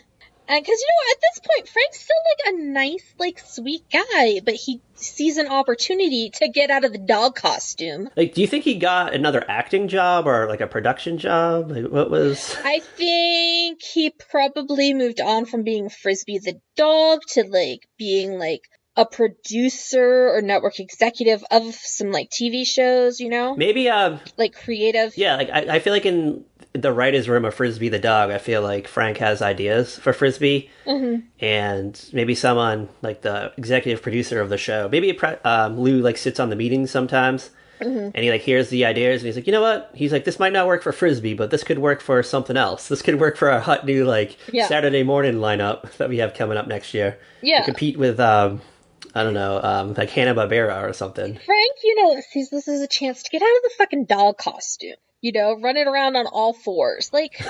like chasing Frisbees. And she's just like... Ugh. I don't like Claire very much at this moment, because I get the feeling like she never really supported Frank's ambitions, because they were not on her, like, path. Yeah, well, we kind of learned that Claire, like, she's kind of like a humanitarian. Like, she should actually win the Humanitarian of the Year award. She eventually works at a homeless shelter. She kind of is, like, there all the time. Like, she has, like, the cots. She lets the homeless guys sleep there. Maybe she, like, finds jobs for them. She feeds them on Christmas. Maybe she gets some little gifts. Yeah. That kind of place. She gets them the help they need, the guidance, gets some warm clothes and stuff. And that's just the person she became. I mean, she was probably working at Ms. Magazine back in the 70s with Gloria Steinem. Oh, yeah. Working to ratify the ERA or something, and just... I feel like a part of her, maybe she never liked Frank's career choice. Maybe she, like, thought they'd be, like, together, like, in the same office, and he'd be helping her out kind of thing. Yeah, like, she thought... Who he was. I don't think she really understood that his ambition was to work in television, because that's what he knows. It's his passion, it's his love, it's his comfort. So, like, we get back to, like, present day, and Frank's, like, on a Scrooge during, like, the last dress rehearsal, and, like, there's this little mouse, and the guy is, like, because Lou wanted there to be some more mice in the production, since the cats would be interested in watching the TV. Because of some crazy, like, research article his wife read. Yeah, like, there was some article that said that domesticated animals watch TV, and they want to, like, they say within 10 years, like, animals will be an actual audience, so they want to be on the forefront of it and kind of, like, get the upper hand. So they want to, like, have, like, a crime show. Instead of the detective, like, walking around with a cigar, he'll be dangling a piece of string to luring cats or something. Which is not a wild concept, because there's, like, Roku channels out right now that are, like, catered for cats and dogs. Yeah, there are, like, free streaming channels for animals. Yes, Sophia, I will put one on for you, because she prefers... Sophia will watch TV once in a while. Like, she'll get into something. Like, I'm never really sure what she's into, like, what it is. I think it's noises and just seeing other animals or something that catches attention. Or food, I don't know. Yeah. Well, like, one night, John was watching The Following in bed, and, like, Sophia was, like, glued to the TV. It was, like, the wildest thing. It could be the music, like, Yeah. Whatever the background music is, just something... It's like a right pitch that pleases their ears, maybe. I don't know. I'm going to have to watch a specific animal channel and figure it out. Maybe we'll crack into their... Yeah, like, Maybe we can do... Every so often, I'll leave, like, antenna TV on for Sophia, just so she's, like, not too alone. Maybe we can do the first podcast for animals. We'll figure it out. All right, so, yeah, we're on the set. Claire shows up because she gets the voicemail or answer machine message. She listens to the tape. I guess it's like she apologizes for like taking so long to get back. I love they just let her on the set though. Like, all right, here, you can just go to the set of this thing. Yeah, like she just got on. Like she must be on some like old like okayed list or something that Frank never updated. Yeah, it's like an actual piece of paper. Like these people can come on. Yeah, it's like this person's okay to see Frank. I don't know. That's why I said, like, I feel like the security in this building's really lax, because there's a scene later on where Loudermilk comes back with a shotgun. Like, they just let him in. Well, I guess he could have shot everybody to work his way on. You know, he's talking to this dude who's like, how am I going to get these antlers to stay on? And, like, Claire shows up, and she's all like, Lumpy! And he's all like, what? And, like, he sees her through the crowd of people. And, you know, they start reconnecting, but this guy's, like, still like, how do I get these antlers on? And Frank is, like, kind of like pissed off, like, dude, you should be able to figure this out kind of thing. He's like, staple them. And like Claire's like, if you do, I'll call the animals rights department. And he's like, ma'am, I would never. And Frank was just like, that wasn't like a serious idea. I feel like that guy, the guy would have actually done it though, for some reason. Yeah, he probably would have. There's like a censor that's on the set. It's like this yes, uptight woman that's like wearing like a 1980s business blazer. Like she's got the whole like working girl suit going with like the ruffles and everything. The Sigourney Weaver from Working Girl business villain vibe. You know, she's like, you can see their nipples. And you know what? I have watched this movie multiple times. It took me a while before I could actually like pinpoint like the nipple that she's seeing. It's like just very like subtle, just minuscule. Like the top came down just a little bit, like a few alterations, you know, and it would have been fine. And I want to point out that it's the solid gold dancers that are playing the Scroogettes in this. Yes. And they're in these like skimpy costumes, and it's supposed to be like 1860s England or whatever. And it's so great. But they are the dancers. Yeah. And then there's like a hip hop segment. Oh man, like I would love to see what this production was actually like. Yeah, is it Kool Moe Dee who does like the hip hop segment of the movie of this special? Like, if we get like a clip of it, yeah, like of them dancing, and we see like 15 seconds of it, and then I don't know, they cut for some reason. Yeah, like we just get like snippets because like Mary Lou Retton's in it as Tiny Tim. I want something like this so bad to actually air one year. It's great. All right, so this will take us into. When I get into the present, the Ghost of Christmas Present. Played by the one, the only Carol Kane. This is like peak Carol Kane too, right? This is when she was everywhere, I think, right? She's all over the place. She is. She's like this fairy, iridescent, sparkly fairy, but she's like total bitch, and I love it. She's just constantly roughing up Bill Murray. She's like smacking him, punching him, kicking him in the nuts kind of thing. Like, this is what I think the Tooth Fairy would look like. Oh, yeah. I read that Carol Kane, like, she was afraid to like actually hit him on the set. Like, this made her nervous for some reason. Frank gets a look at all the people in his life, like what they're actually doing this Christmas Eve. We see Grace at home with her kid. Yeah, it's Calvin, Grace's son. He doesn't speak. He doesn't talk because I guess he saw his dad get murdered and he hasn't spoken ever since. He's probably like an 8-year-old boy now or something. Yeah, he saw his dad get murdered and he hasn't spoken since because, like, he's not comfortable talking. And then Grace has, like, 8 kids. I just want to point that out. She's got, she's got a bunch of kids. And Grandma lives there. And she, like, lives with her mother in this, like, small apartment. They can't afford a Christmas tree, so they dress Calvin up as a Christmas tree. And the mom's like, don't do that to him. Yeah, poor kid. Like, I think that's why she brought Calvin to the set, is to keep the family from making him the Christmas tree again. Because they're kind of dicks like that. Yeah, because I feel like they kind of tease him because he doesn't talk. Because he's not going to fight back, so that it's, like, free range. You know, she works long hours. She's always working. She's got to work till, like, I don't know, like 3 in the morning sometimes. Mm-hmm. And I feel like the grandma, like, she helps out, but the grandmother probably goes to sleep after, like, Wheel of Fortune or something. Yeah. Because she's, like, 8 o'clock, and the older kids just stay up all night, and she always comes home. Grace comes home real late, and maybe the kids are still up, and Calvin... Yeah. You know, doesn't get the right amount of sleep and things like that. So she's like, all right, I'm just going to start taking him to work. And she just happens to take him to work this day. Cause she's like, I thought it'd be fun for him to see, like, a live TV show. Cheer him up kind of thing. Yeah. Anyway, like, the house is a mess. Like, and, like, the older, like, daughter is like, hey, did you get that Christmas bonus? And she, like, pulls out the towel, the IBC towel. Oh, yeah, this isn't what Frank sees, though. Oh, I don't know. That's just another scene. Okay, they all intermix. Yeah. But, like, you know, Frank gets the little, like, pinpoints of, like, people in his life, like, what they're doing that Christmas. It's mostly, like, his brother, who is, like, hosting... A family gathering. It's not even family. It's, like, friends. It's, like, the brother and the wife and, like, 2, like, couple friends. Okay, I just assumed it was all, like, I don't know, like a cousin or something. They don't establish it. It's not established. They don't really establish it. I get the feeling it's, like, those New York yuppie friends. Like, the brother and the wife have totally bought, like, a house, and they're, like, rebuilding it from the inside out kind of thing, because there's rooms that are, like, half done, and they're still living out of boxes. It's like the McAllister's brothers' house on Home Alone 2. They have, like, one room done. Yes. They're, you know, they got a tree set up, they got, like, a little, like, chill out area that they probably set up that afternoon because they had people coming over. Yeah, they had the TV set on.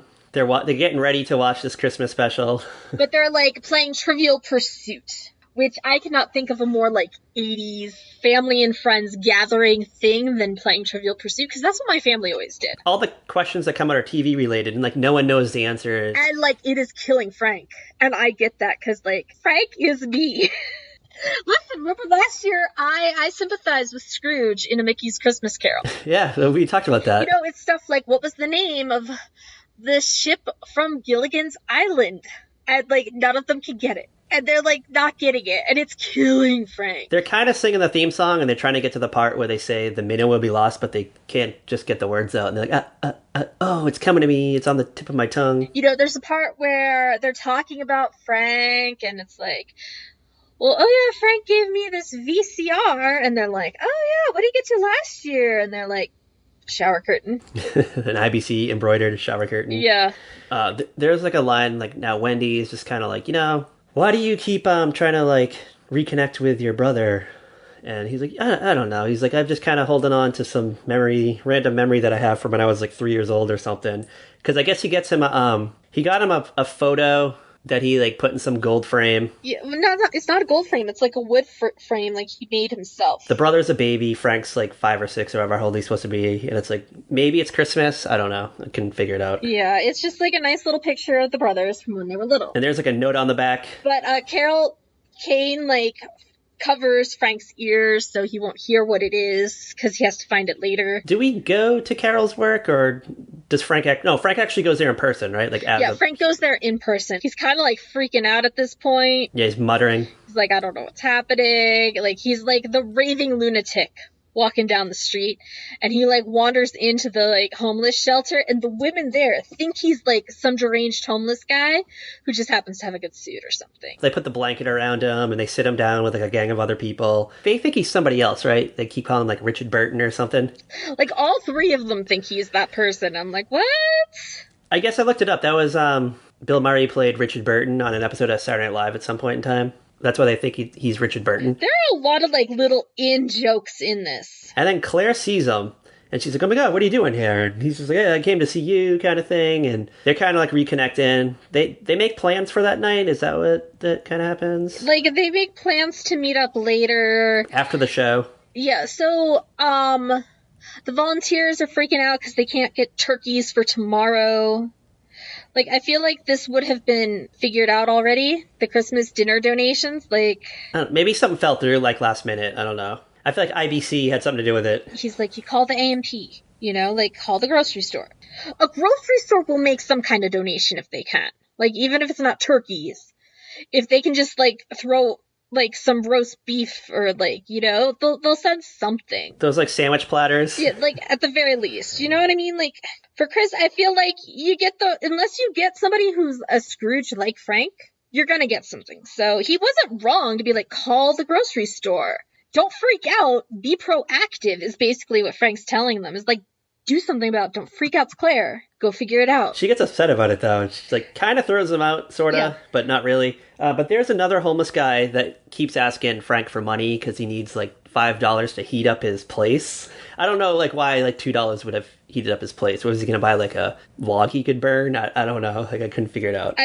Probably. That's probably exactly what it is. He's probably going to go buy, like, one of those little fire starter logs at the 7-Eleven, the bodega or whatever. They're probably cheap. Put it in a trash can in his little, like, sewer dwelling. So, Frank goes back to the office. Still, he is shaken by today so far. Because he's, he can't really explain what's going on. He just, wants to get through this night. He's like, I'm gonna go to my office. I'm gonna watch Scrooge from the office.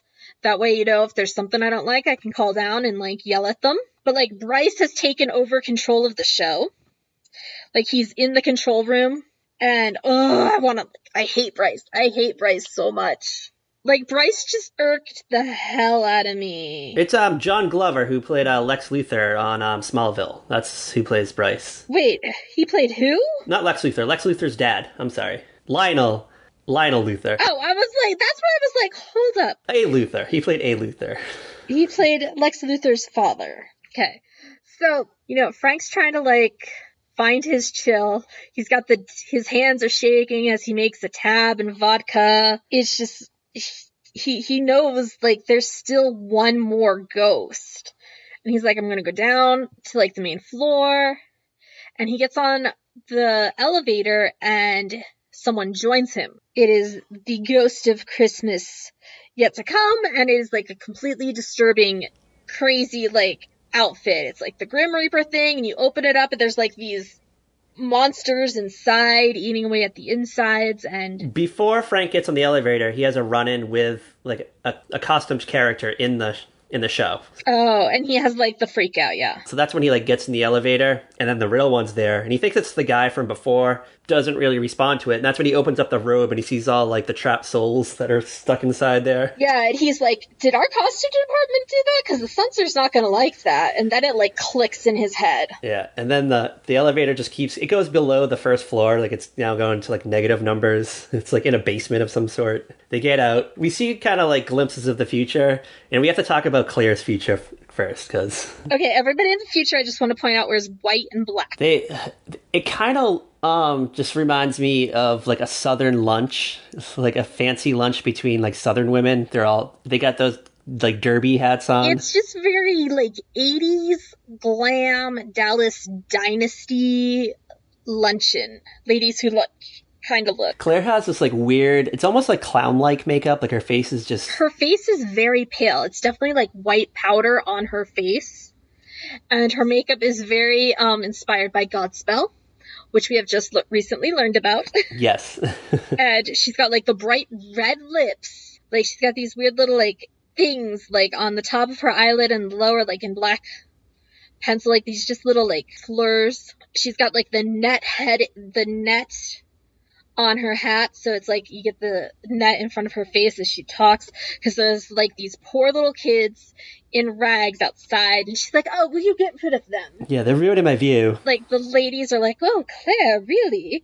We could have given them some scraps. And she gives repeats something Frank said to her earlier about looking out for herself instead of for others all the time, and yada yada yada. Yeah, so I guess, I don't know, whatever Frank said to her, it's something that he said to her at the I guess at the little homeless shelter in the present. I don't know, she's a villain now. She's Cruella de Vil. I mean, to be fair, I feel I could make the argument that Claire is a villain. Yeah, you know what, we'll get to it at the end when we wrap up. Yeah, so and then it cuts, it's just awkward, because she goes from being this woman who helps the homeless to now she's a lady who lunches. You know what, okay, I'm gonna throw this out there. I would watch a whole television series based around future Claire. Well, I have a theory about Claire. I think she's probably a trust fund kid.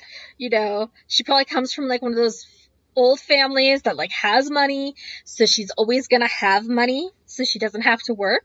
So she does good in the world to combat the guilt of having all this money from her family's old plantation down in Georgia or something. Do you think she kept it a secret from Frank that she was a Paris Hilton heiress? Yeah, she kept it a secret because she doesn't spend it really. She's not a Paris Hilton type.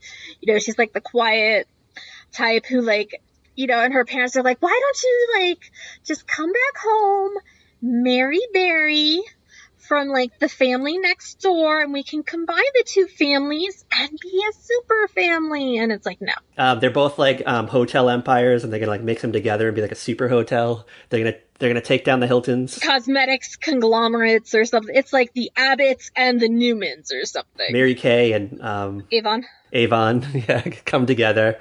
They become super Mary Kay. But yeah, you get what I'm like. That's what I think, because it could kind of explain why she's so selfish in other ways. You know what, I see it. You know, and then like the future Claire is like the Claire that I liked the most. I'm not gonna lie. I was like, you know what, I like her. Where was her the whole movie? Exactly. So then we get Grace is visiting Calvin, and he is the poor boy is now a teenager. He's dressed all in white, and he's in a padded room. Yeah, and he's like the mom goes and visits him like every Christmas or something. She gets like a few minutes with him, and then the orderlies come in, they make her leave. Yeah. And then he's just like sitting in the corner of the room. It looks like, I don't know, like the Joker, like plotting his escape and getting revenge on everyone who wronged him. It's not a happy place. Like, he probably doesn't get, like, his siblings have probably, like, pretend he doesn't exist. But then he goes to, like, his own funeral at some point in the future. Yeah. Which, okay, so it's just his brother and Wendy, and he's about to get cremated. And then he finds himself in the casket, and I get, like, Annie from Sunset Beach vibes. Oh, yeah.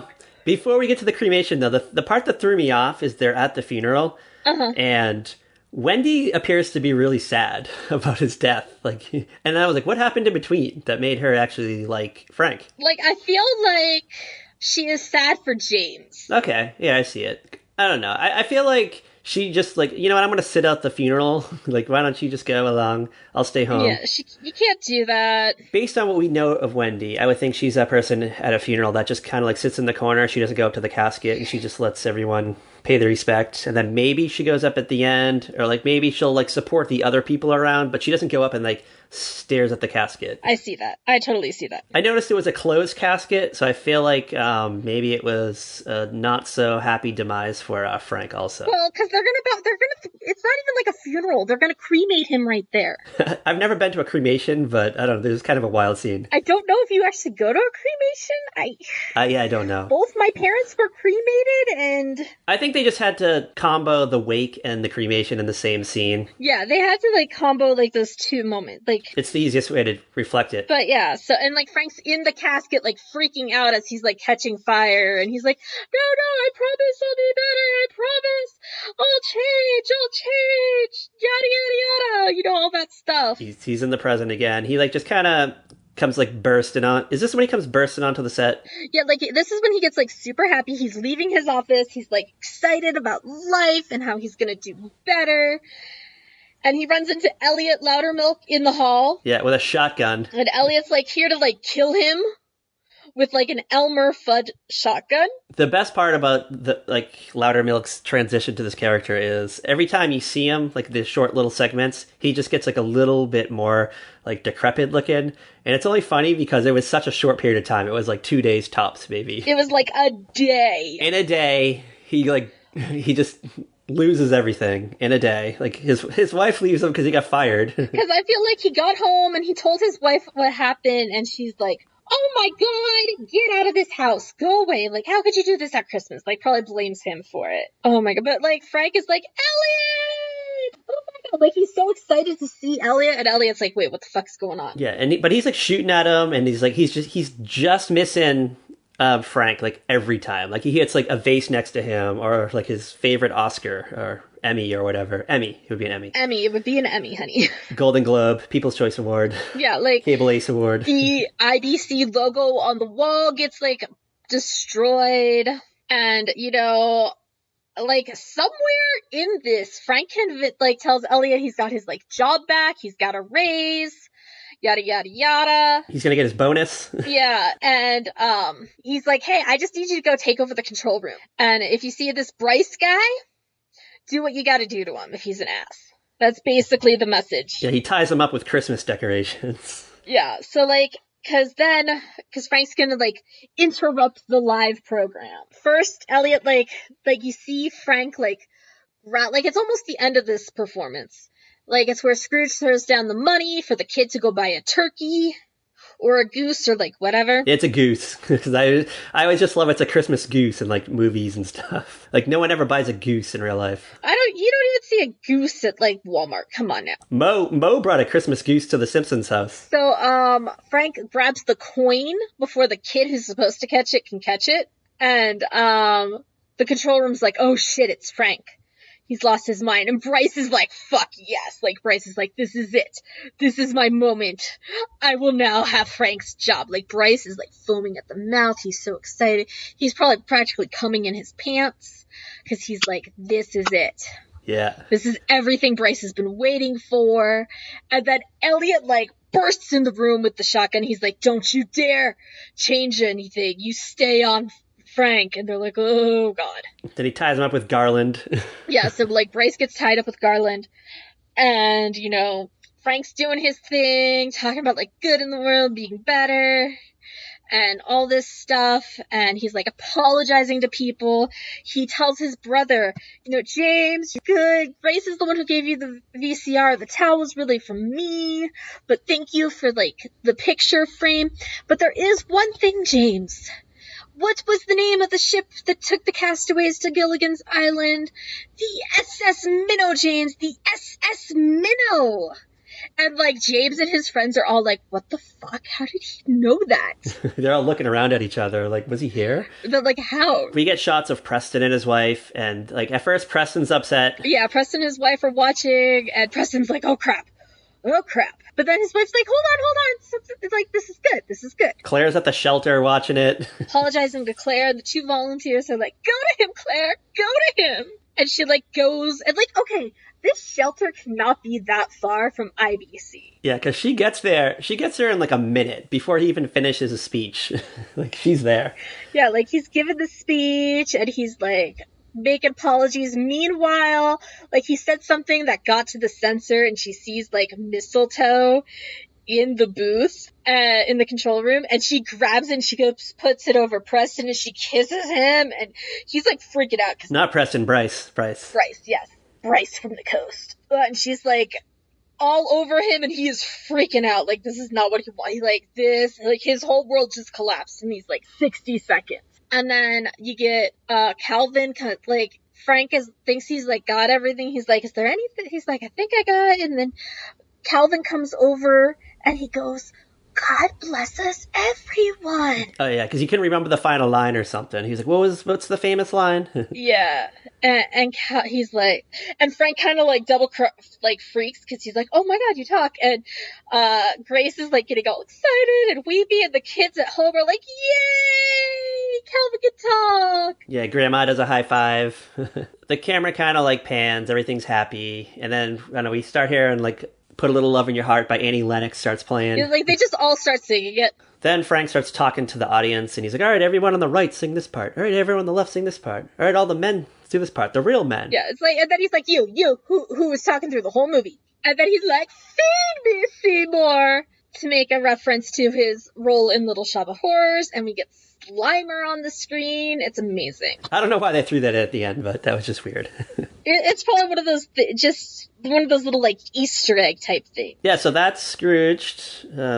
Fun little movie. All right.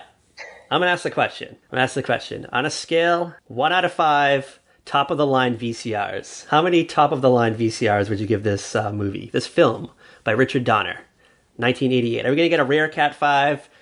Top of the line Cat 5? Or are you going to get a goose egg? You are getting a rare Cat 5. Ooh, really? You know what? I love this movie. It's one of my favorite adaptations of A Christmas Carol. It works for the time in which it was made, but it's still, like, you could still, like, okay, if you had to update this for 2020, there's not that much you would need to change. Hot scoop. They announced, like, late last year that they are actually working on a reboot with Kevin Hart. Ew, no. I wouldn't dismiss it entirely. I mean... No, not Kevin Hart. He's not funny. I mean, don't knock until you see it. You never know. Hold your judgment. He was good in, is he in Central Intelligence? Is that him? Jumanji. Yeah, I like him in Jumanji, but that's, like, the only thing I'd like him in. You never know. You never know how he could change this production. Don't knock until you see it. You know you're going to watch it. I love that the first headline on it is Kevin Hart is working on a Scrooge remake, and no one understands why. Is that the headline? Is that like the Variety? That's like literally the headline on cinemablend.com. It's the first one on Google when you do Scrooged Kevin Hart. Who knows what'll become of it, because I'm sure 2020 changed everything. Changed it all. Oh, I'm sure. Yeah. Maybe. Well, there was no script written as of like summer of 2019. My guess is they probably thought they'd have it out like right now for this Christmas. Yeah. Like just in time, but obviously that didn't happen. So I don't know. Who knows? Maybe it was a blessing in disguise. Even Kevin Hart fans weren't like here for it. They're like, dude, what are you doing? Why? Where do you think they would go with it? Like, would he be a YouTuber? Like what? I don't know. I feel like network television's on the decline, so it can't be that exact thing. I don't know, maybe like a streaming outlet, like it's a Netflix Christmas. They're working on... Yeah, like that's all I can think of is be like a Netflix sort of thing. Because the only thing they do live now, and I don't think they've done anything in a while, is like, I don't know, like The Little Mermaid live or Broadway live shows or like AGT. Like, what else could it be? Maybe once a year, like live musical, and that's it. Like, or an award show. Like, you don't get really that much live programming. I mean, I guess you could still do it that way. Like, you're trying to bring back the whole live atmosphere of live television. That's why we got Peter Pan and Hairspray and Grease Live. The Wiz and all that stuff. Yeah, I totally skipped that one. But The Wiz never did it for me. Were they even that successful, though? Or were they moderate hits? I think the Peter Pan one did okay. Okay, so first there was The Sound of Music with Carrie Underwood. Okay. And people hated it, but it did really well. I actually enjoyed it. But then they did Peter Pan, which was awful. With a girl, Allison Williams. Yeah. Like, and then they cut out stuff, and then they gave Christopher Walken this weird musical number. Oh, yeah. He was Hook, right? He was Captain Hook? Yeah, he was Hook. Then, like, the next year they did The Wiz, which I didn't watch because I have never enjoyed that musical. Then Fox did Grease Live, which is fun. I enjoy the Grease Live. I have it on my Apple account. It had a good cast. It had, like, Aaron Tveit, Julianne Hough, Carly Rae Jepsen, Jordan Fisher. Like, it had, like, a really good, like, it was people who, there were, like, a couple names you would recognize, and then there were, like, a few up-and-coming names who are now, like, really more recognizable, so. Then The Little Mermaid with Queen Latifah as Ursula and that weird, like, flounder puppet. I don't even know, like, I tried to watch that. I didn't even make it through the whole thing. It's, like, left half unwatched on my Disney Plus. I think I got further into that than I did Hamilton. I only got like a couple minutes into Hamilton. That was the last one, right? Hamilton? Yeah, that's the most recent one, and that was actually like a filmed performance from like the Broadway production. That was supposed to be theatrically released. Yeah, because they weren't actually doing Broadway anymore. They had to get some money. They had to recoup some money, Broadway. All right. Hamilton was a freaking hit! Broadway was losing money because all the shows were canceled, so they had to get some money. No. Okay. No. You don't understand. This was done. It was planned to be a theatrical release of this filming. It wasn't filmed because Broadway was losing money because everything was shut down because of the virus. I don't know. I don't pay attention to that. I've never even seen it. No, it was It was going to be like released maybe this year around Christmas. It was supposed to be like that big thing.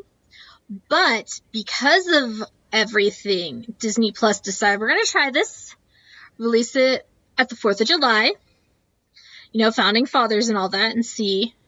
And, like, everybody lost their mind. I feel awful and I haven't finished watching it. All right. Well, we've already talked about how I don't understand musicals. They confuse me, unless it's a Disney movie, like an actual Disney animated movie.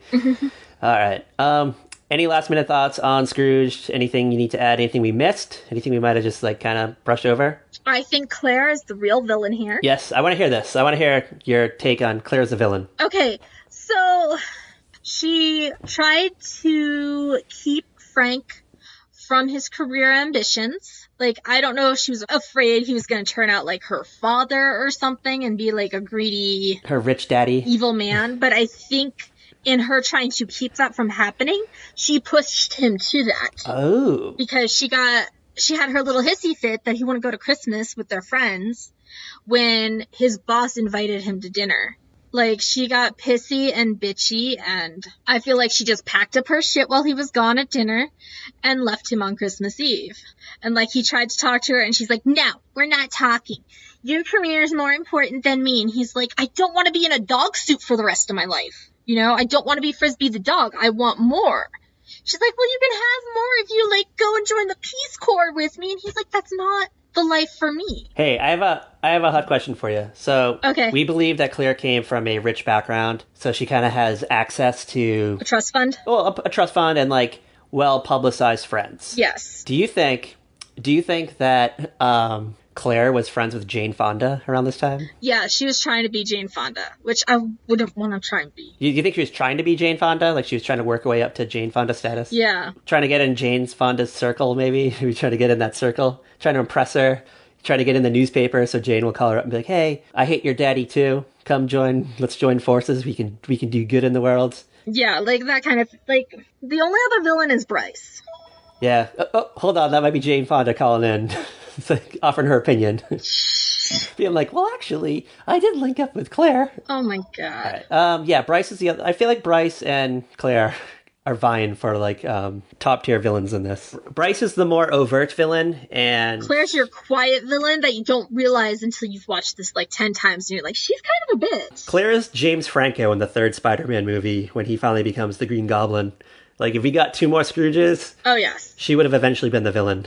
If we got like a few more installments, you know, maybe like the next year they did like a reenactment of another classic movie with the same cast. Oh, you know what? The next year they do The Grinch. How about that? Oh, they wouldn't have done that. It would have been like Oliver Twist or something, or Twisted would have been the name of it, and then Grinched would have been the other one. Yeah. Missed opportunities. All right. Anything else to add? Fun movie. I watch it every year. I'm probably going to watch it like at least 2 or 3 more times this year. Yeah, it's on like AMC for like 3 weeks straight this year. It's probably already aired. It's probably already, by the time we release this episode. Like, well, yeah, by the time this episode drops, yeah. Like we're beyond it. But you know what? You can find it easily. You can rent it for $3.99 on iTunes or Amazon. The DVD, Blu-ray is probably lying around somewhere. I mean, that's how I watched it off my DVD. Yeah, I had to get it from iTunes because I didn't have the DVD. I wasn't fortunate enough. This is the first time I've seen it since like maybe 1995, so I forgot how twisted and dark it was, so that kind of caught my attention real quick. And you told me that. You warned me. You're like, you know what? You're going to be surprised at how weird this movie is. And it was. Yeah. It was. And I enjoyed it. Like, when you said you hadn't watched it, I was like, oh, he's not ready for this. Are you sitting down for this? I'm excited for next week. Next week, we're getting away from movies for a little while. We're going back into sitcom land. We're doing something that's a little more recent. Yeah. I know we said, like, we don't really do a lot of shows that are recent. This is something that just ended, like, maybe last year, I think it ended. Recent-ish. It's off the air, though. It's, like, off the air, so it's okay. It's not like when we did The Middle, and The Middle was still airing. We're doing a Modern Family episode. We're doing a rare mid-2010s series. Yeah. I mean, you know, we're, as someone on the podcast app said, we're generational. We're a generational show, and they appreciate that. So occasionally we do have to dip into the modern times and do something for you. I didn't hear what you just said. You just moved your face. I said I didn't know about that review. Oh, I sent it to you like 3 days ago. Like, click what it said. Sorry. Oh. All right, so join us next week when we I don't even know which episode we're doing. It's like Undeck the Halls or something. I don't know. That's what I have in my list. So I feel like you told me the name of it. So. I probably did, and I just don't remember right now. She was in a Christmas Blur at the time. A Christmas Blur. All right. We picked these episodes out in, like, September.